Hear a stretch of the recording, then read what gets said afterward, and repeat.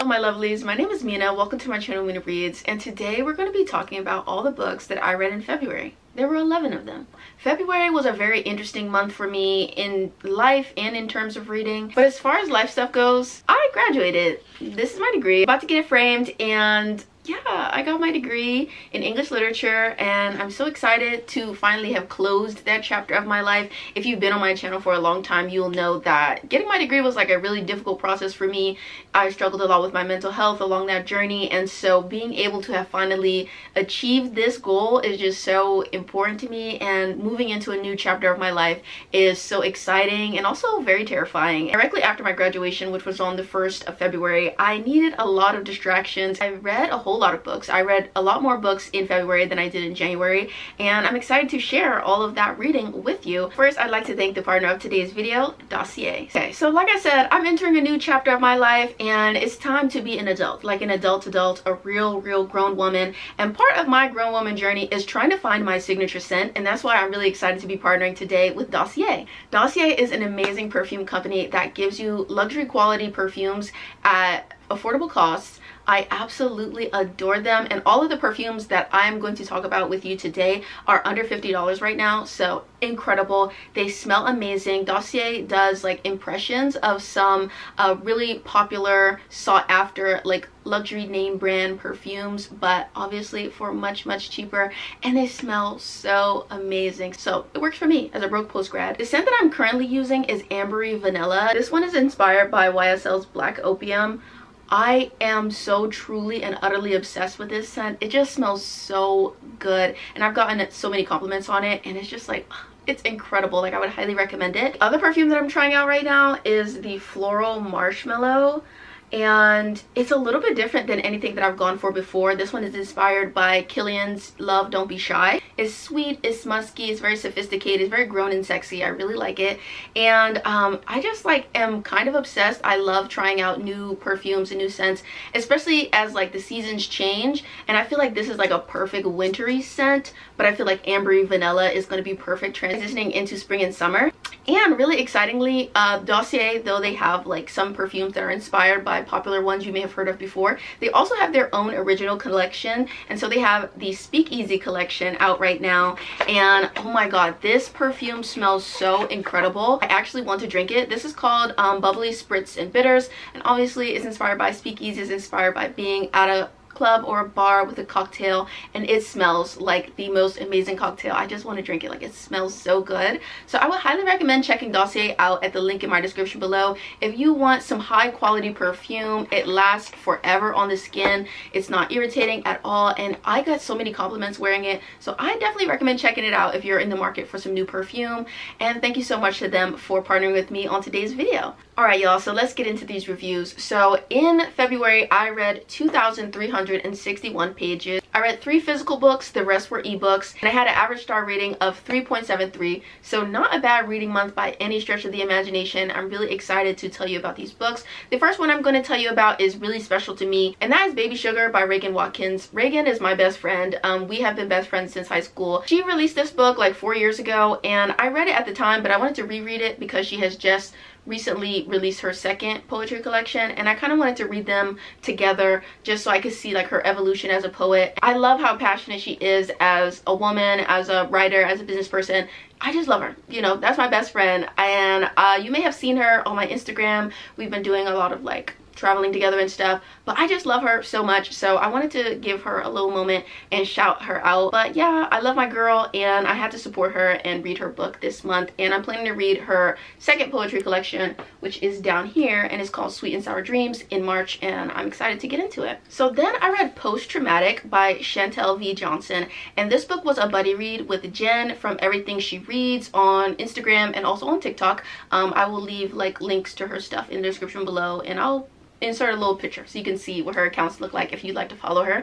But Jen is one of my friends here in the book community, and I made a TikTok mentioning that I was about to pick this up, and she asked if we could buddy read, so we did. It was so great being able to talk about this book with someone during the reading experience because it is a really intense read, and it deals with like mental health and trauma really deeply. So this book is about a lawyer named Vivian who's in her 30s, and she is struggling with post-traumatic stress disorder, and she also works in the mental health field. She works as a lawyer in a psych ward, and so this is about her and the stresses of her job and the stresses of this trauma that she experienced as a young person that she has not fully addressed, as well as the regular pressures of friendship and love and dating as a 30-year-old black woman in New York City. But this story dives really deep into Vivian's mental state, and we get really very close, intimate details of her thoughts. Like, I don't want to say the book is fully stream of consciousness, but you are really zoomed into every single thought that goes through her head, and it's a very immersive reading experience. And when you have moments where Vivian is kind of spiraling and freaking out and having a lot of anxiety, the book really conveys that so well, and I could just like feel the anxiety building in my body as she was having her panic attacks and things like that. But this is a really interesting book, and it really asks the question of, like, one, what does an abused child owe to an abusive family system? What do you owe to the people who have harmed you? Do you still owe them community? Do you still owe them your time, your attention, and access to you? And, you know, I really love the way that this book explores that question, especially in terms of Vivian's personal experiences and how she is choosing to go through life, because she has experienced a trauma, like I said, and she just feels like every time she sees her family, it just reactivates all of those trauma responses for her. And so this book really dives through that and explores it in such an interesting way. And I found Vivian to be such a messy, flawed, complicated woman, and I loved reading about her. So this was a really great reading experience. I definitely would recommend it if you're someone who's into literary fiction. I gave this book a 4.5 stars, and yeah, it was a really good one. I definitely will check this author out in the future. And then the final physical book that I read is The Art of the Scandal by Regina Black. This book took me on a wild ride, okay? So this book is about a woman named Rachel, and Rachel is the wife of a politician. I can't remember exactly if he's like a governor or a senator or something like that, but he is a career politician with his eyes on the White House, and she has been married to him for 13 years, and she recently has discovered that he's been cheating on her. And so this is about their relationship kind of dissolving in a very messy way during his re-election campaign. So this is about her and this artist named Nathan falling in love with each other. This is also like an age gap romance. She's like late 30s, early 40s maybe, and he's in his 20s, so there is like an age gap here. It's a little bit, you know, taboo because she's still married. There's a lot of mess and a lot of drama and a lot of angst here, but I really enjoyed this author's writing style. It was my first time reading from her, and I just loved it. Like, it was so engaging and immersive and fun, and the drama was so juicy, and it was just like fantastic. It really reminded me of watching like a Shonda Rhimes program. I feel like if you're a girly who loves like Grey's Anatomy, you love Scandal, you love How to Get Away with Murder, like you enjoy that kind of thing, I feel like you will really enjoy like the tone of this story and the way that everything plays out. Like, the mess and the drama is just so good, and it has such high entertainment value, and I felt like I could just like see it all happening on screen. So I would highly recommend checking this out if you're looking for a fun, kind of steamy, messy time, because Nathan was so sexy. He was so sexy. Like, the sexiness was jumping off the page. I needed him badly. So it was a good time. I would recommend it. I gave this book 4 stars. Okay, so y'all know me, and it's never a Mina Reads wrap up without a few poly romance reads. So I read Dessert for 3 by Nicole Falls. This is a very short novelette, and it's only about 50-ish pages, but it's about this woman who's celebrating her birthday alone. She's having a little bit of a sad birthday dinner at a bar, and she ends up meeting this couple who see her across the bar, and they really like her vibe, so they invite her to have dinner with them, and things kind of evolve from there, you know, as they indulge in dessert together. So yeah, like, this was fine. I would give it like 3 stars. It wasn't anything super special, but it was 50 pages, so it wasn't like, you know, going to change lives in those 50 pages, but it was fun, it was cute, it was exactly what I thought it was going to be, and it delivered. So yeah. So the next book I read was Joaquim by A.H. Cunningham. This book is the second book in the Hidden Desires series, and this book is about an author duo named Joaquim and Jonathan, and they are also partners, and so they are at this convention promoting their very popular fantasy series, and they end up reconnecting with this woman named Nevaeh, who was a previous writing partner of theirs and also a previous love interest. They both had feelings for her, and they kind of wanted to you know, guide their relationship towards being romantic romantic, but they had a huge falling out, and so this convention ends up being like a serendipitous way for them to maybe rekindle something between the three of them. And so yeah, this is about this budding throuple like getting together with a very like literary backdrop, and it was very cute and black and nerdy. It was also really sexy. These are some of the horniest people that I have read about in a very long time. I will say that I gave this about 3 stars. I didn't completely love the way some of the conflict in this was resolved, because the reason that they were estranged to begin with was actually like pretty serious in my opinion, and I don't know if I would be as forgiving as Nevaeh has been, but that's just a me thing. So I don't know, I felt like there was something that was a little bit missing for me in terms of the reconciliation, but also in terms of like their romantic chemistry. There was a lot of sexual chemistry, but I don't know if the romantic chemistry was fully there for me. So it was a 3-star. It was fine. I would recommend it if you're looking for more black polyamorous books to read.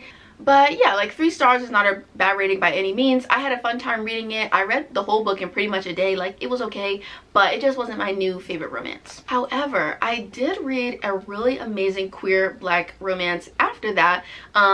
Not that that one wasn't amazing. That one was okay. It was fun. It was cute. But this one was like gorgeous, and gorgeous is always going to devour cute. So this book is called Cupid Calling by Viano Oniomoh. I have talked about Viano Oniomoh's books in the past, and so I decided in February that I was going to read some more of her backlist, because her backlist is pretty extensive for a relatively new author. So this is about these 2 characters, Obiara and Ijiru, and they are both on this reality dating show that's kind of akin to The Bachelorette. This fake version of The Bachelorette is called Cupid Calling, and yeah, so they're trying to woo this Bachelorette, but they end up wooing each other accidentally. This is a really, really great slow burn romance, and I really loved it. It also deals with Ijiru figuring out his sexuality. So there's sort of a really important element of the story is Ijiru figuring out his sexuality and kind of exploring that. But Obiara and Ijiru had such a sweet romance, and I just love the way that they interacted with each other. It was just so wholesome and loving, and the more I think about the book, the more I love it. So I think originally I rated it like 4 stars, but I probably will be going back and adjusting my rating to 5 stars, because it was just that beautiful, and it's something about it that really, really worked for me. And like I said, there was just something that was so tender and loving and passionate about the way that they engaged with each other, and I just loved it. Like, they were just so soft, but then also passionate and a little bit fiery once it got time for them to, you know, become intimate. And I love that. It was a really perfect balance of a lot of things that I tend to enjoy in a romance, so I would highly recommend it. Also, I have recently discovered like an intense love for reality TV, so it definitely fed that craving for me, and it has an interesting multimedia aspect to it, because you get to see the actual comments from viewers of the show and like the things that they're tweeting about the show, and like all of their fan speculation. So I really enjoyed that aspect of the story as well, and I would definitely recommend it. This book is on KU for anybody that's interested. And after reading that, I ended up doing like a huge Rebekah Weatherspoon binge. You guys will know that I really enjoy Rebekah Weatherspoon if you've been on my channel for a long time. And in February, she released a book called Meegan, which is a long time coming in the Weatherspoon cinematic universe, because this character Meegan has been mentioned in at least 5 or 6 other books that Rebekah has, maybe more. Like, Meegan gets around, okay? But she also is featured in something called the Fit trilogy, which I hadn't read initially, so I went back to read it. The first book is called Fit, the second book is called Tamed, and the third one is called Sated. These are all novellas that are set around this gym. It's called like the Melrose Gym or something like that, and all the people who work at the Melrose Gym each get their own little romance novella. And so the first one is about this guy named Grant, who is a co-owner of the gym and also a personal trainer, and he begins training this TV producer named Violet. And Violet, she like produces reality cooking shows, actually, like cooking competition shows, and she recently has put on a few more pounds than she's comfortable with, and so this is about her getting active again. I really enjoyed this book because there was a vague moment in the beginning where Violet is struggling with her body image and like with body shaming herself and things like that, but I think that overall it felt like very natural, and Violet was a very confident, strong protagonist, and I really like that she didn't pity herself or anything like that. She just felt a desire to, you know, work on herself, not even necessarily to change the way that she looked, but change the way that she feels, to get more active and just to feel like more confident and like she can walk farther and, you know, move more than she had been previously able to. And so I really like the fact that her fitness journey did not end up being fully about like fully changing the way that her body looks, but just the way that her body feels and the things that she's capable of doing, like her endurance, her stamina, and things like that. I really appreciated that aspect of like the fitness element of the story. It was very sweet. They have a very good connection that builds. It's a little, you know, insta-lovey, but I really felt like the connection that they built was very good, was very solid, and it was fun, it was sexy. And like I said, I also felt like Violet was just a really good character, and I enjoyed seeing her fitness journey. And the second book is about a girl named Nyla. She's this rich, spoiled business owner. Her old personal trainer, like, she fired him for some reasons. You'll find out if you read the book, but she fires him for some reasons, and she ends up getting a new personal trainer. This personal trainer is called Armando, and so she meets Armando and she's super attracted to him, and she wants to hunch pretty much immediately. And this is about her finding out, while she's like stalking Armando's social medias, she finds out that he's very involved in this like kink community in LA, and she becomes very interested in the like kink subculture that he's a part of. This one is probably my least favorite in the series. I just feel like, I don't know, their connection was just a bit flimsy to me. It was sexy, of course, but their connection just wasn't all that. I wasn't a huge fan. But then we got to the third book in the series, Sated, which was absolutely fantastic. And so this book is about these two characters, Kira and Daniel. But she's this really beautiful, tall woman who she's struggling to find like friends and community, but also like her love life is a little bit of a mess. And so her friend slash boss, Armando, actually sets her up on like an adult play date with his friend Daniel.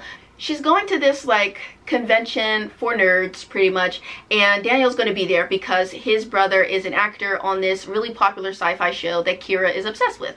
And so Daniel ends up being like her buddy while she goes to this convention, and sparks end up flying between them, and they're developing a relationship. But their book was so insanely hot. It is actually one of the hottest books I've ever read, and I loved their dynamic so much, and the vibes between them were just so good. They were so funny. Kira is such an eccentric little weirdo. I absolutely adore her, and seeing her be loved and adored by Daniel just filled something in my soul. Like, it just was so fun and beautiful. And I think what I love the most about Rebekah Weatherspoon as an author is that she's very much able to balance creating like a really fun, sweet, wholesome atmosphere while also having her books be really, really dirty. And I enjoy that because I think that that's how, you know, a real relationship is. I think a real relationship has a balance between, you know, your intimate life with that person, your physical intimacy that you have with them, but also like the emotional and mental intimacy that a relationship should have if it's going to be successful.